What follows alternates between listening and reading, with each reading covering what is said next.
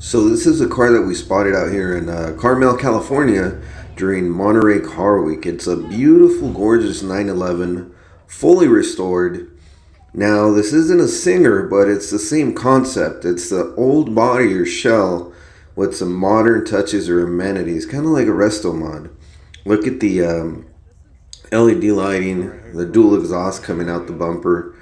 This is a completely custom car.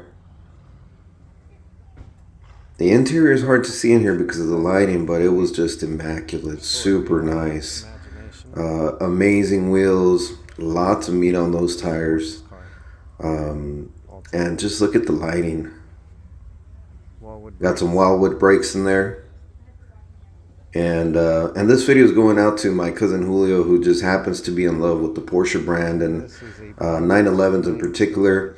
911s are gorgeous. Why wouldn't you be in love with them? Man, this thing is amazing. For sure, one of the nicest 911s that we spotted last night.